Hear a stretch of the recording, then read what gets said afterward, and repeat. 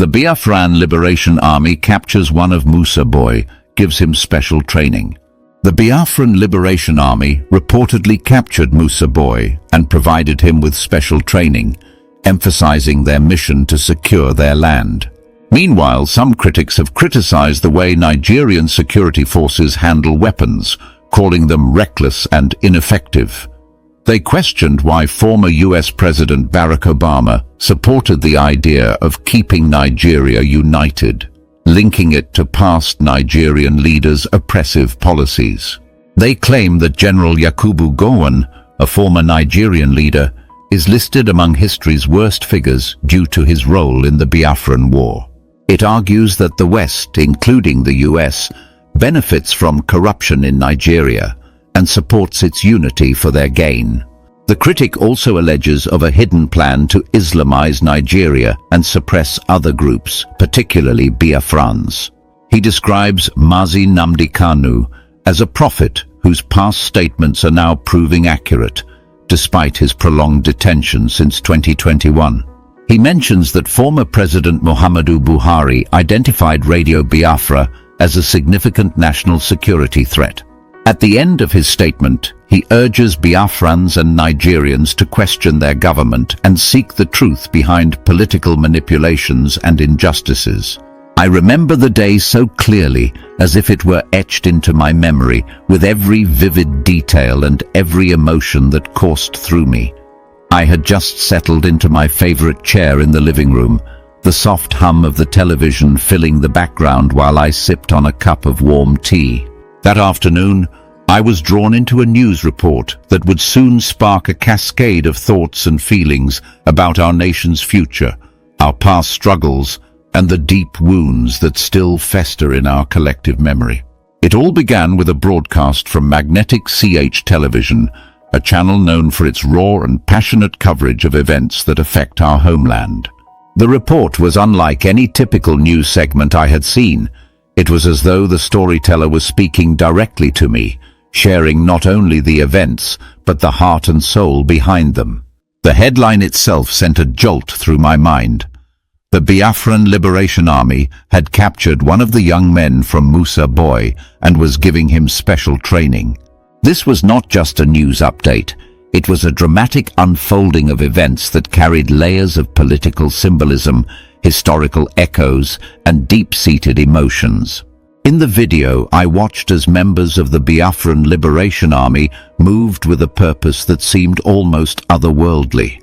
They were out in the thick green expanse of the bush, the natural terrain serving as a rugged backdrop to their mission.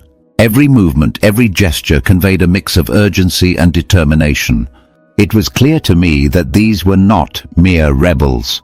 These were individuals who believed with every fiber of their being that their land needed protection, that their heritage and identity were at stake. They had captured the young man alive, a symbol of hope and potential, and they were now taking him under their wing to give him the special training that they claimed would prepare him to defend their sacred land. The scene was charged with an intensity that made my heart beat faster. The young man, whose name was not diluted to just a single moniker, but recognized as one of the promising faces emerging from Musa boy, was being introduced into an environment that was as rigorous as it was nurturing. I could almost feel the palpable mix of fear and hope emanating from both the trainers and the trainee.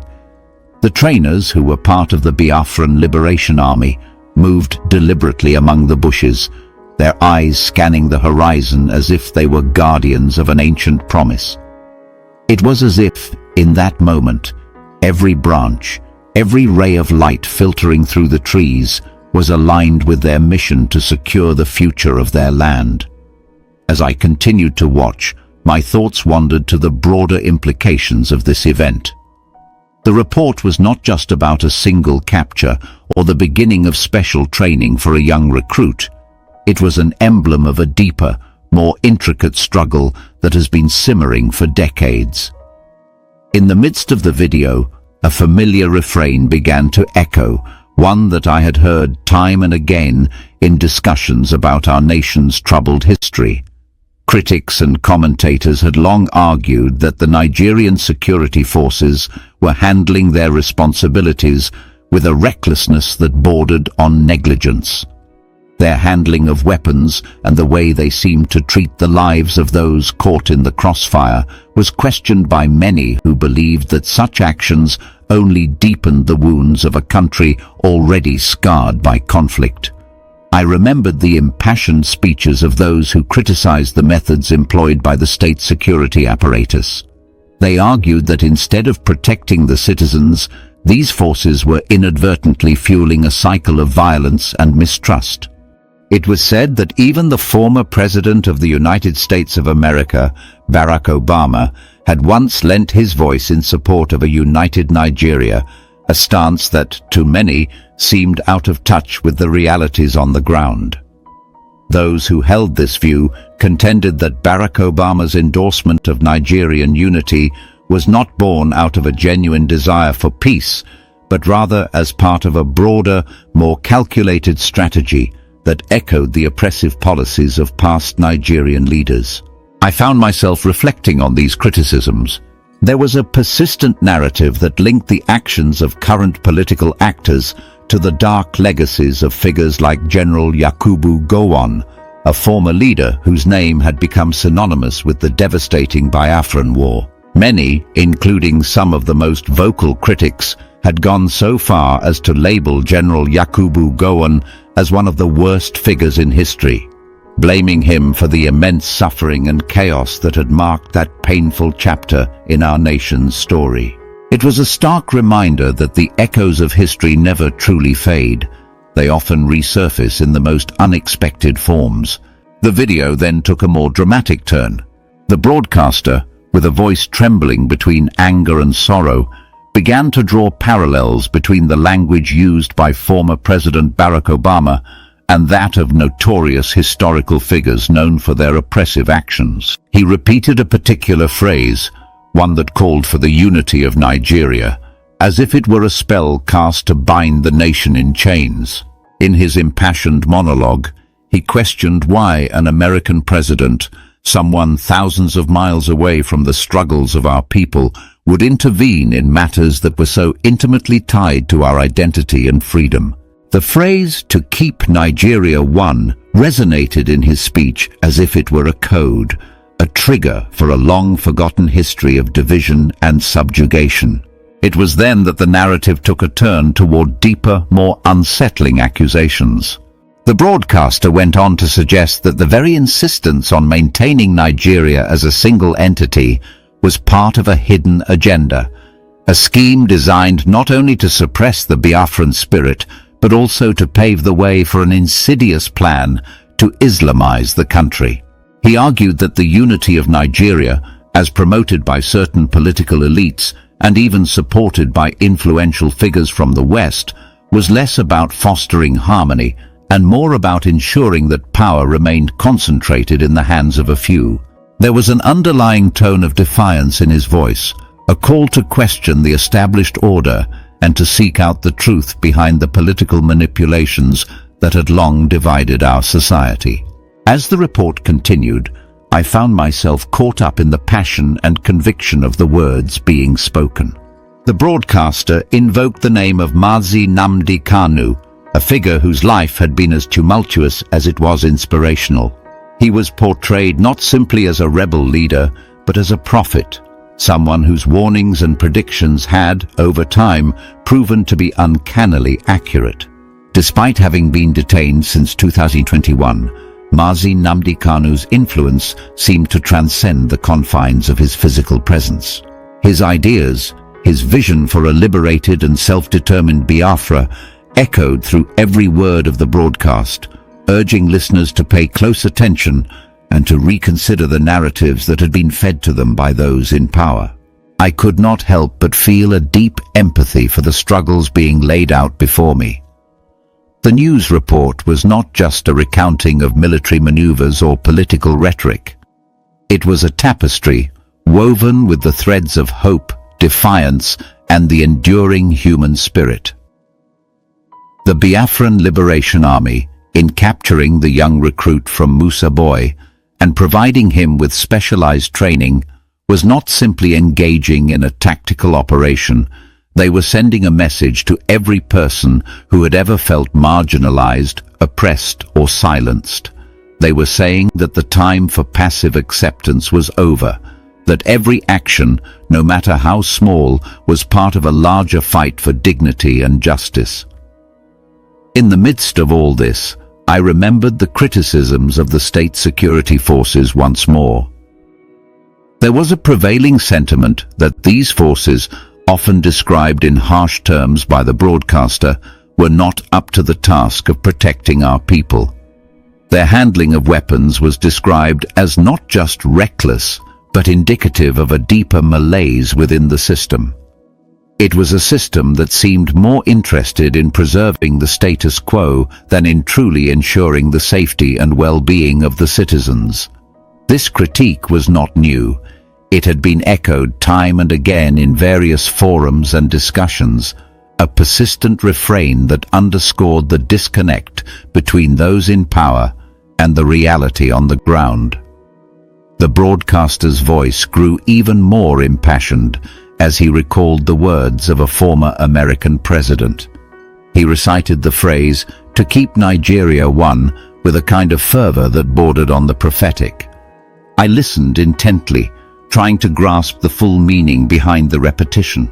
It was as if every word was a clue, a piece of a puzzle that, when put together, revealed a disturbing picture of political manipulation and hidden agendas. The suggestion was clear. The call for unity, which many had once taken at face value as a noble aspiration, was in fact a tool used to maintain control and suppress dissent. It was a message that resonated deeply with those who had long questioned the true motives behind the policies of both domestic and international leaders. I found myself lost in thought, pondering the implications of such a stance. How could a former leader of the United States, a country known for its commitment to freedom and democracy, possibly endorse a concept that many of us saw as antithetical to the spirit of liberation? The answer, as hinted at by the broadcaster, lay in the murky depths of political convenience and self-interest. The idea was that the forces behind the scenes were not concerned with the genuine well-being of the people, but were instead driven by an insatiable desire for power and control. This line of thinking was not just a political argument, it was a call to awaken from a long and dangerous slumber, to question every narrative and to seek out the hidden truths that had been buried beneath layers of propaganda. As the report moved forward, the broadcaster began to touch on the notion of a divine struggle, one that transcended mere politics and delved into the realm of the spiritual. He spoke of the agitation for a liberated Biafra, not as a mere political movement, but as a sacred duty, a mission ordained by forces beyond our comprehension. In his view, the struggle was not just about territory or governance, it was about the very soul of our nation, about reclaiming a heritage that had been systematically undermined by centuries of oppression. The language he used was at once poetic and incendiary, a blend of rhetoric that was designed to stir the hearts of those who had long felt betrayed by a system that favored the powerful at the expense of the marginalized. I could not help but be drawn into this narrative, feeling as though I were being invited to join a cause that was larger than any single individual. The broadcaster's words were like a spark that ignited a flame within me, urging me to question, to investigate, and ultimately to seek out the truth behind the political maneuvers that had so long defined our nation's history. It was a call to action, a plea for every Nigerian to wake up from a complacency that had been imposed upon us by external forces and internal divisions. In that moment, I realized that the events unfolding before me were not isolated incidents. They were part of a broader tapestry of resistance, a struggle for dignity and self-determination that had its roots in the very fabric of our society. The report also brought to light a controversial perspective on the role of corruption in our nation. The broadcaster argued that the West, including influential figures from the United States, had a vested interest in maintaining a corrupt system in Nigeria, a system that ensured that power remained concentrated in the hands of a select few. This argument, while provocative, resonated with many who had witnessed firsthand the destructive impact of corruption on our society. It was a story of betrayal, a tale of how promises made in the name of national unity were twisted into instruments of control and subjugation. The idea that external forces might benefit from our internal strife was not new, but hearing it laid out in such stark terms forced me to confront the uncomfortable reality that perhaps our struggles were being exploited for purposes far beyond our control. One of the most memorable parts of the broadcast was the way in which the speaker recounted historical events and drew parallels between the past and the present. He reminded us of the notorious role played by General Yakubu Gowon during the Biafran War, a conflict that had left deep scars on the hearts of many. The broadcaster did not mince words when he described General Yakubu Gowon as a figure whose legacy was stained by bloodshed and oppression, comparing his actions to those of history's most reviled figures. This was a powerful reminder that the ghosts of the past were never truly laid to rest. They continued to haunt our present and shape our future in ways that were both profound and unsettling. As the narrative unfolded, the broadcaster's tone shifted seamlessly from one of raw anger to one of reflective sorrow. He spoke of the hidden agendas that had long manipulated the destiny of Nigeria, of secret plans to reshape our nation in ways that would silence dissent and erase our rich cultural heritage. He mentioned that the very forces that had once promised progress and unity had in reality been orchestrating a systematic suppression of voices that dared to challenge the status quo. It was a story of betrayal, a tale of how promises made in the name of national unity were twisted into instruments of control and subjugation.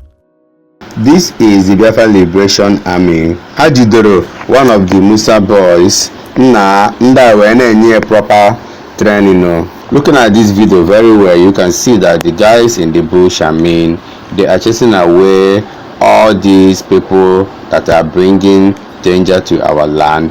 Ndị funania na-achị efi na-egbusisi ndị mmadụ na bai ka ha jisi ike wee na-achụpụsị fa wee na-achụpụ ha na efifa ka ha ghara na-emebizi ihe ndị mmadụ.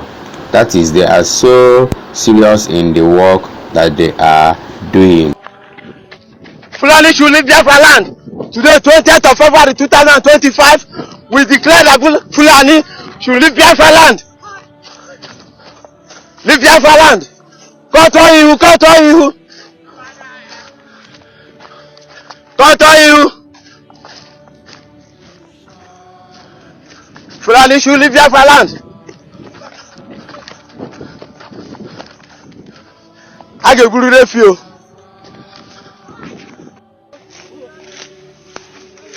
Ihe anyị chọrọ bụ Biafra ka anyị nweke rụzie obodo a ka ọ dị mma. Anyị gụcha akwụkwọ anyị nweta ebe a ga-arụ ọrụ. Nwatakịrị kunye n'isi ụtụtụ nwee ike gaa akwụkwọ. Ọwụhụ etinye uche na ọrịa nrịanrịa, etinye uche ka ebe a ga-esi eri nri. Obi mgbafu na-egbu nwoke gbu ụmụ nwaanyị ụbọchị niile. So my fans, enwe video ntị iburu ebe anụwa. Ndị Biafran Liberation Army jidoro one of the Musa boys wee na-enye training wee video ye wee post wee, you know, they captured him alive, but because of the ihe platform anụwa, he kwere eme the video accept. Nna m agaghị ekwu okwu msa ya, nne m ekwubeghị okwu msa ya mgbe mbụ, kama ọ bụ na ihe a na-eme anyị adịghị mma. Abụkwa na ị na-anya here as well, you can see what the Aguna Chamber are doing. This Udogachi security in Anambra State, we can call them Zoludo security boys. What they are doing, the way they are handling the gun is not what's supposed to be. They are being reckless in this handling of security So guys, can you see exactly what Soludo boys are doing? See the way they are just handling people. Listen very carefully. Now listen to this. Nigeria 1, the task that must be done. What did he say? Today I urge all Nigerians Now listen again. to keep Nigeria 1, the task that must be done. What did Obama say? I want people to listen again to what Obama had to say. To keep Nigeria 1, the task that must be done. To keep Nigeria one is a task that must be done. I want those of you with internet-enabled devices to go and click or type in this very phrase. To keep Nigeria one is a task that must be done.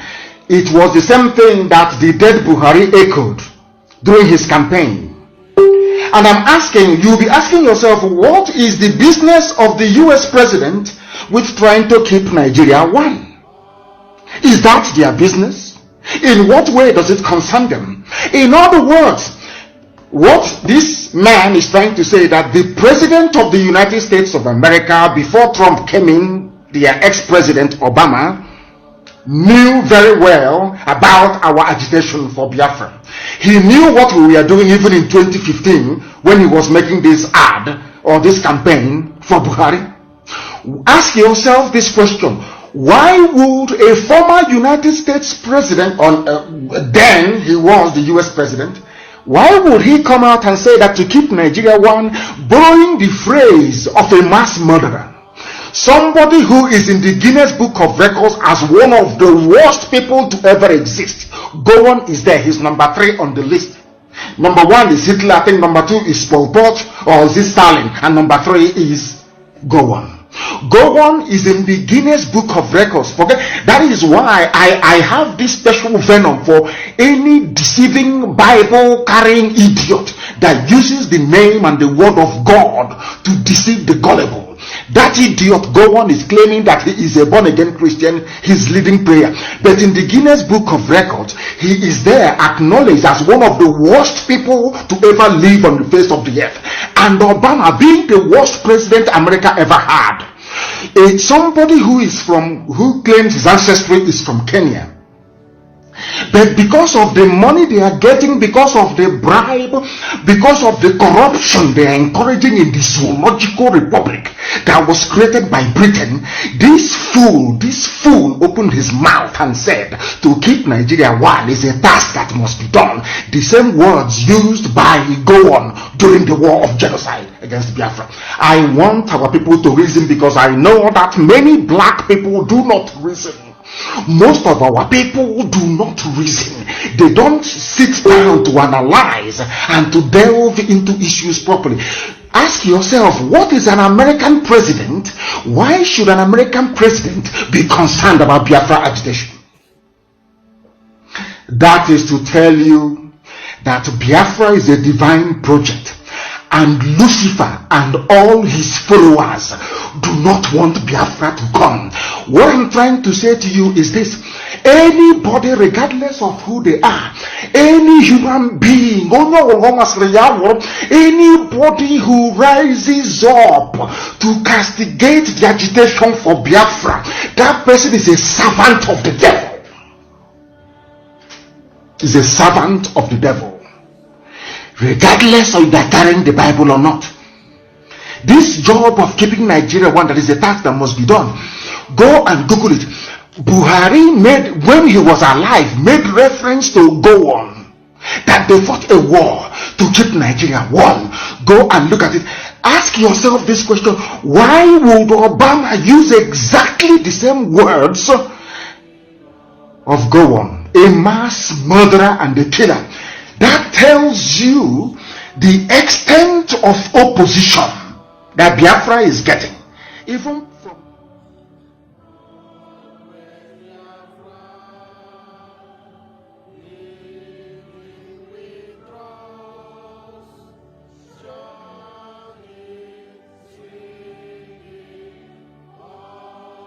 So guys, listening to Nnamdi Kanu in this exposition, in this particular episode of his message or broadcast, Nnamdi Kanu exposed how they former president of the United States, Obama, helped the former president of Nigeria, Buhari, to win election, and how the agenda was to keep Nigeria one, to Islamize Nigeria in a very, very cunning way that people will not know or understand the format.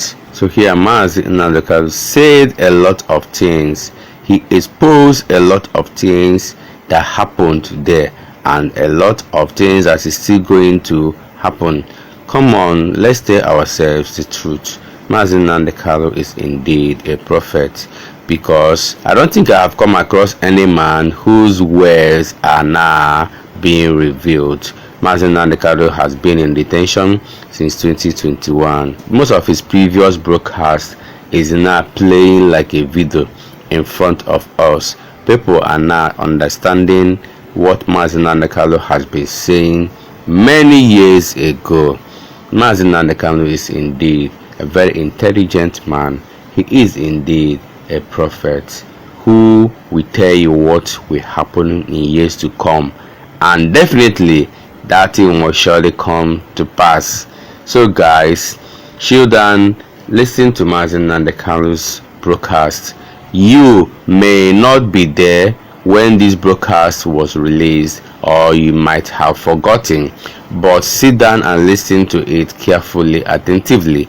You will recall and understand exactly what Mazi Nnamdi Kanu has been saying concerning the struggle of Biafra, and concerning the people who have been fighting Biafrans not to exist as a country of its own. Myself, what is the business of Obama's administration? Why would they want Nigeria to remain one? Because even Obama knows that Nigeria is there to serve an Islamic purpose. That Nigeria is there. They want to Islamize each and everybody. They want to make it the home of the most popular, should I say populous, Islamic nation in Africa. Unless you have common sense and a functioning brain, you will not understand what I'm saying. But I'm going to play it, the whole clip, that you may know, and I want to publish it on my page for the world to see and to hear. What is the business? Ask that question, please, whoever is posting this clip. What is the business of Obama with Nigeria's unity? Why? What for? Because he's benefiting from it. They benefit from corruption. They benefit from it. That is what they are doing. I'm going to play it. Unfortunately, it is not as loud as I would like it to be. Let me play it once again that the world may hear. To keep Nigeria one, the task that must be done. Unbelievable. To keep Nigeria one, the task that must be done. Yes. Today I urge all Nigerians. I urge all Nigerians. All religions, all ethnic. All religions, everybody. Vote for Buhari. Keep Nigeria one. Help and keep Nigeria one. Advancing the security. Help to keep Nigeria one. Have you asked yourself, why would what has Obama got to do with one Nigeria? He did not say vote out corruption. He did not say vote out ineptitude, incompetence. He did not say vote out insecurity. He said you must go to vote. You must go to vote for one Nigeria. You must keep Nigeria one.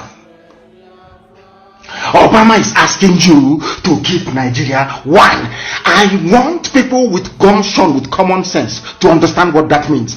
That tells you, that was why people were asking me, oh, why do you say that Biafra is the last miracle? Because I said to them, the reason why I keep using that very term is because people are into Biafra agitation, but they don't know what they're doing. They don't know the spiritual dimension of this very effort. They have no idea. They have no clue. Satan, it was Lucifer himself. It was Satan himself that inspired the British, that informed the decision of Lugard to create one Nigeria in the first place. It was a satanic act. The reason being that once you suppress Biafrans in Nigeria, the whole of Africa will remain in darkness. Black people all over the world will remain subservient. They will be slaves.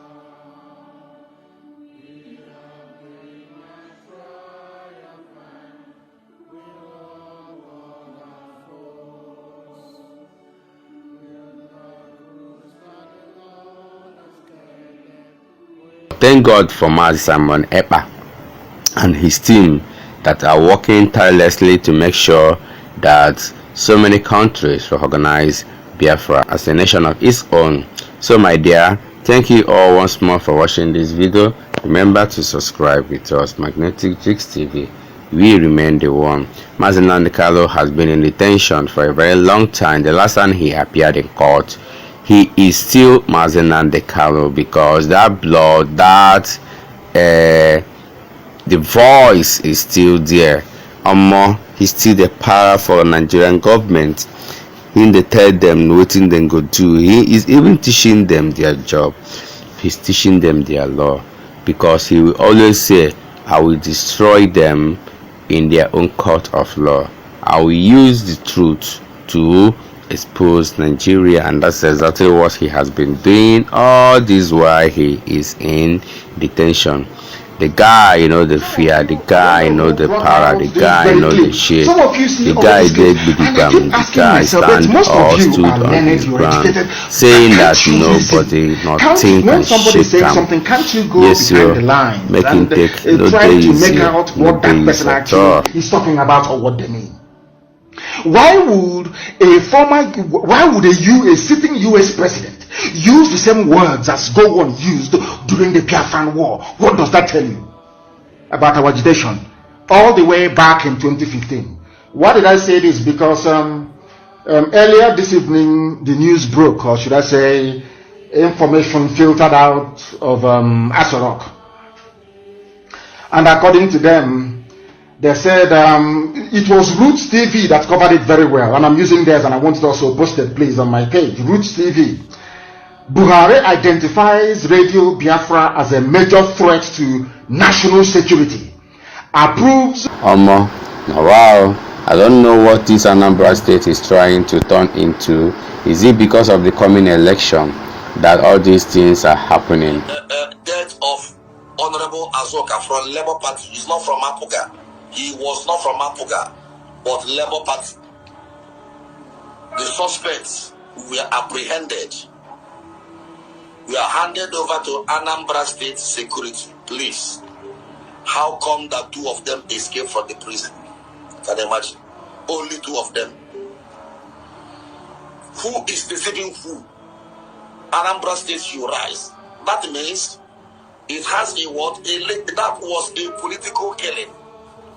And those involved, they have bribed their way. Because those people, they wouldn't want those people to expose them. Who is fooling who in this state? You can imagine. Two suspects. Two major suspects. And there is still government in the state.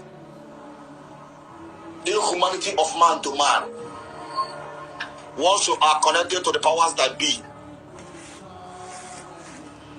then you are under perpetual immunity. But let everybody, let even Charles remember that there is God in anything you are doing in this world. There is God. Santu says, He who sits in the heaven laughs. How come two suspects who were arrested, who were linked to the killing of innocent man, Honorable Azoka from Onitsha, let the people of Onitsha do arise? What really happened? A whole Onitsha. An honorable member from Onitsha was killed. I say, keep it quiet.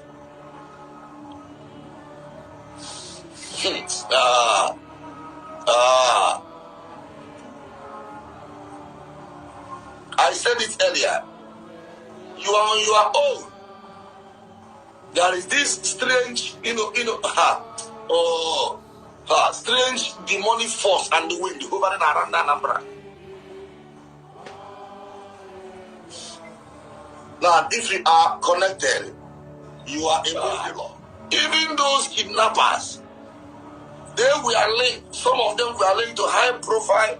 Even some PGs were mentioned. Some Igwes. Where are they today? None of them have been arrested because they bribed their way. I wonder. Hey guys, Reverend Ebube Monso exposed the atrocities going on in Anambra State which the governor of Anambra State, according to him, he alleged that the governor of Anambra State is behind it because the people that died Honorable Justice Azuka was captured, and after some days in detention, police came and reported to us that 2 of those people are missing from detention. That is, that they escaped from detention. This is a very funny news indeed. So Reverend Ebube Monso believes that the governor of Anambra State is behind that. This is the end of our news update. Please click the icon on the top right corner of your screen to watch my next video. You will enjoy it. I will see you again in my next update. Enjoy the rest of your day. Goodbye for now.